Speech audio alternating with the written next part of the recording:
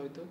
Finally ನನಗೆ ತುಂಬ ಚೆಂದ ನೆನಪಿದೆ, ಅವ್ರಿಗೆ ಕ್ಯಾನ್ಸರ್ ಅಂತ ಹೋರಾಟವನ್ನು ಮಾಡ್ತಾ ಇರಬೇಕಾದ್ರೆ ನಾನು ಮುನಿರತ್ನ ಸರ್ ಅವ್ರನ್ನ ಭೇಟಿ ಮಾಡಿ ಫುಲ್ಲು ಸ್ಕ್ರಿಪ್ಟು ಇವತ್ತು ನೀವು ಬಂದು ನೋಡ್ತು ಅಂತಂದರೆ ಅರೌಂಡ್ ಇಷ್ಟು ದಪ್ಪ ಇದೆ. ಅಂದರೆ ಓಂ ಪ್ರಕಾಶ್ ಸರ್ ಅವ್ರು ಮಾಡಿದಂತಹ ಸ್ಕ್ರಿಪ್ಟು ಧನರಾಜ್ ಅವ್ರು ತಂದು ನಾನು ಕೇಳಿ ಕೊಟ್ಬಿಟ್ರು. ಅದೇನು ನೀನು ಕೋಪ ಮಾಡ್ಕೊಂಡು ಬರೆದು ಕೊಟ್ಟು ಗೊತ್ತಿಲ್ಲ ರವಿ, ಈ ಸ್ಕ್ರಿಪ್ಟು ಕೂಡ ಆಗಲಿಲ್ಲ ಅಂತ ಅದು ತಂದು ಕೊಟ್ಟರು. ನಾನು ರವಿ ಬೆಳಗೆರೆ ಮಾಡಿದಂತಹ ಸ್ಕ್ರಿಪ್ಟು, ನಾನು ದಿನೇಶ್ ಬಾಬು ಅವ್ರು ಮಾಡಿದಂತಹ ಸ್ಕ್ರಿಪ್ಟು ಇಷ್ಟು ದಪ್ಪ, ಪ್ರಾಯಶಃ ರಾಮಾಯಣ ಮಹಾಭಾರತಕ್ಕಿಂತ ದೊಡ್ಡದಾಗಿ ಇವತ್ತು ನನ್ನ ಹತ್ರ ಇದೆ.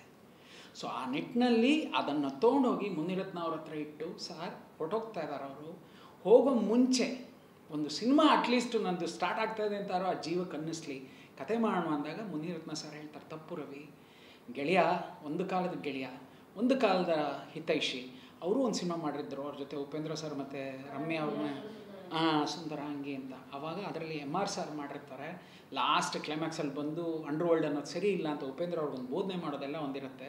ಸೊ ಆ ಕಾಂಟ್ಯಾಕ್ಟ್ ಇಟ್ಕೊಂಡು ಇವ್ರು ಕೇಳಿದ್ರೆ ಒಂದು ಸಿನಿಮಾ ಆಗುತ್ತೇನೋ ಅಂತ ನಾನು ಹೋದೆ.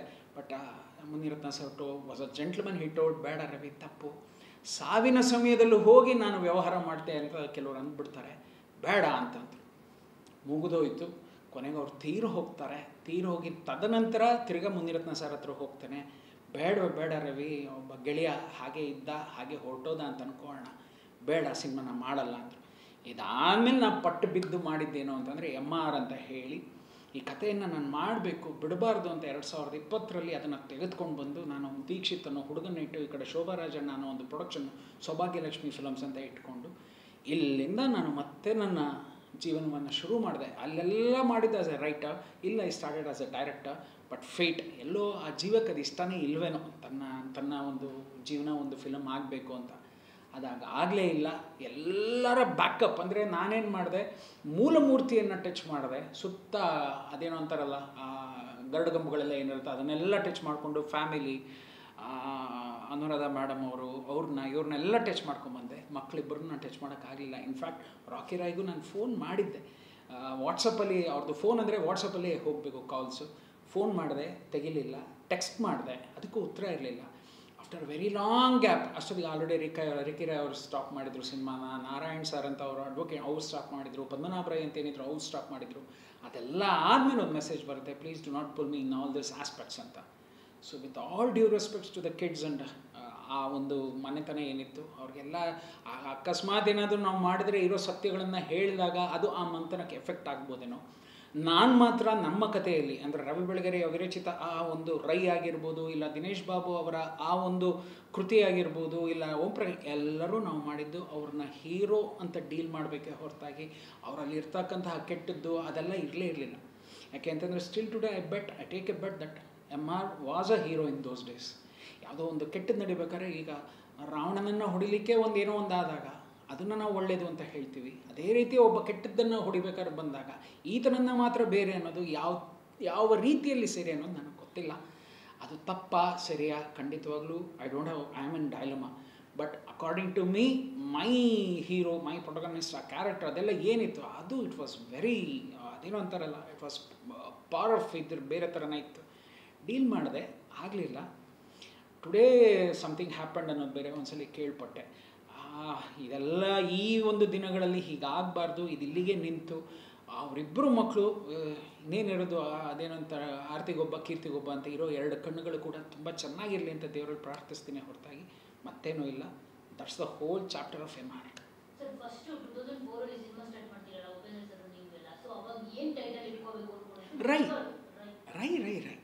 ರೈಯೇ ಇಟ್ಟು ಕೆಳಗಡೆ the rise of N underworld Don, ಇಲ್ಲ ಅಂದರೆ ಗಾಡ್ ಫಾದರ್ ಆಫ್ ಬ್ಯಾಂಗ್ಳೂರ್, ಈ ಥರದ್ದೆಲ್ಲ ರೈ ಅಂತಲೇ ಕ್ಲೀನಾಗಿ ಹಂಗೆ ಬರೆದು ರವಿ ಬೆಳಗೆರೆ ಬರೆದಿರೋದು ಈಗಲೂ ಕೂಡ ನನ್ನ ಹತ್ರ ಇದೆ. ಬರೆದು 50 ಕೋಟಿ ಹಂಗೆ ಸುಮ್ಮನೆ ಹಂಗೆ ಗೀಚಿದ್ದು ಅದೆಲ್ಲ ಅದು ಹಾಗೆ ಬರಬೇಕು ಅಂತಲೂ. ಸಮುದ್ರ, ದೂರದ ಒಂದು ಸಮುದ್ರ, ನೀಲಿ ಸಮುದ್ರ, ಅದರೊಳಗೆ ಕ್ಯಾಮ್ರಾ ಪಾಸ್ ಆಗ್ತಾ ಇರುತ್ತೆ, ಇದ್ದಕ್ಕಿದ್ದಾಗೆ ಯಾವುದೋ ಒಂದು ಡಾಲ್ಫಿನ್ ಥರ ಒಂದು ಎದ್ದೇಳುತ್ತೆ, ಇಲ್ಲ ಅಂತಂದರೆ ಬೇರೆ ವೇಲ್ ಎದ್ದೇಳುತ್ತೆ, ಇಲ್ಲ ಅಂದರೆ ಏನೋ ಒಂದು ಎದ್ದೇಳುತ್ತೆ, ಶಾರ್ಕ್ ಥರ ಎದ್ದೇಳುತ್ತೆ. ಅದು ಎದ್ದಿದ್ದ ರಭಸಕ್ಕೆ ಆ ನೀರು ಉದುರುತ್ತಲ್ಲ, ಅದರಿಂದ ರೈ ಅಂತ ಮಾಡಬೇಕು, ಸಮುದ್ರ, ಈ ಥರದ್ದೆಲ್ಲ ಏನೇನೋ concept. That was concept of Ravi Belagere. So ರೈ ಅಂತ ಅವಾಗ ಅಂದ್ಕೊಂಡಿದ್ದು, ಮುತ್ತಪ್ಪ ರೈ ಅಂತ ಇವರೇ ಅಂದ್ಕೊಂಡಿದ್ರು, ನಮ್ಮ ಧನರಾಜ್ ಸರ್ ಅಂದ್ಕೊಂಡಿದ್ರು. ನಂತರ ದಿನಗಳಲ್ಲಿ ಬಂದಾಗ ಇಟ್ ಹ್ಯಾಪಂಡ್ MR ಅಷ್ಟೇ. ಸರ್, ರೈ ಮೂವಿ ಲಾಂಚ್ ಆಗುತ್ತೆ ಅಂದರೆ ರಾಮ್ ಗೋಪಾಲ್ ವರ್ಮಾ ಆಯಿತು ಎತ್ಕೊಳ್ತಾರೆ, ಅದನ್ನು ಲಾಂಚ್ ಕೂಡ ಆಗುತ್ತೆ ಜೋರಾಗಿ. ಈವನ್ ಮುತ್ತಪ್ಪ ರೈ ಅವರು ಕೂಡ ಹೋಗಿರ್ತಾರೆ. ಯಾಕೆ ನಿಮ್ಮಿಂದ ಅವ್ರಿಗೆ ಪಾಸ್ ಆಯಿತು ಅಂತ? ಅದೇ ಹೇಳಿದ್ನಲ್ಲ, ಅವರು ಅದೊಂದು ಫಿಯರ್ ಇತ್ತು. He wanted that particular thing. ಏನು ಅಂದರೆ, ನಾನೆಲ್ಲ ಹೊಡೆದಿದ್ದು ಜಯರಾಜ್ನ, ನಾನೆಲ್ಲ ಹೊಡೆಸಿದ್ದು ಬೂಟೋಸ್ ಕುಮಾರ್ನ ಅಂತ ಕೆಲವು ವಿಷಯಗಳೇನಿತ್ತು ಅದನ್ನೆಲ್ಲ ನೀವು ಮರೆಮಾಚಿ ಅಂತ ಅವರು. ಮರೆಮಾಚಕ್ಕಾಗಲ್ಲ, ಯಾಕೆಂದರೆ ಅಷ್ಟೊತ್ತಿಗೆ ಆಲ್ರೆಡಿ ಅದು ಜಗಜ್ಜಾಹೀರಾಗೋಗಿದೆ, ಇತಿಹಾಸ ಆಗೋಗಿದೆ. ಪುಟಗಳನ್ನ ಹೆಂಗೆ ತಿರುಚಕ್ಕಾಗತ್ತೆ? ಹರಿದು ಹಾಕಿದ್ರೂ ಕೂಡ ಇನ್ನೊಂದು ಪುಸ್ತಕದಲ್ಲಿ ಅದಿರುತ್ತೆ ಪುಟಗಳು. ಸೊ ಅದು ಮಾಡೋಕ್ಕಾಗಲ್ಲ ಅಂತ ನಮಗೆ ಚೆನ್ನಾಗಿ ಗೊತ್ತಿತ್ತು. ಸೊ ಅದು ಅಲ್ಲಿಗೆ ಹೋದರೂ ಕೂಡ ಅವರು ಕೂಡ ಅವ್ರಿಗೂ ಕೂಡ ಅದೇ ಫನ್ ಮೂಮೆಂಟು. ಜಯರಾಜ್ ಹೊಡೆಯೋದೇ it was the very interesting point of the whole ಮುತ್ತಪ್ರೈ ಇದು. ಸೊ ಅವರು ಕೂಡ ಅದನ್ನೇ ಅಂದ್ಕೊಂಡ್ರೋ ಏನು ಕತೆ ಗೊತ್ತಿಲ್ಲ, ಫೈನಲಿ ಅಲ್ಲೂ ಕೂಡ ಡ್ರಾಪ್ ಆಯಿತು. ಸುದೀಪ್ ಮತ್ತು ದರ್ಶನ್ ಅವರು ಒಬ್ಬರಿಂದ ಒಬ್ರು ಪಾಸ್ ಆಗುತ್ತೆ, ಒಪ್ಕೊಂಡಿದ್ರೆ ಈ ಸಿನಿಮಾ ಮಾಡೋಕ್ಕೆ? ಇಲ್ಲ, ಸುದೀಪ್ ಸರ್ಗೂ ಪಾಪ ಗೊತ್ತಿಲ್ಲ. ಮುತ್ತಪ್ರೈ ವಿಷಯವಾಗಿ ಬರ್ತಿದ್ದಾರೆ ದರ್ಶನ್ ಸರ್ ಅಂತ ಅವ್ರಿಗೂ ಗೊತ್ತಿಲ್ಲ. ಅವ್ರಿಗೆ ಮಿಸ್ ಆದಮೇಲೆ ಅವ್ರು ನೊಂದ್ಕೊಂಡ್ರು. ಈ ಕಡೆ ದರ್ಶನ್ ಸರ್ಗೆ ಒಪ್ಕೊಂಡಿದ್ರು ಅನ್ನೋ ಕತೆ ಗೊತ್ತಿಲ್ಲ, because I am out of this.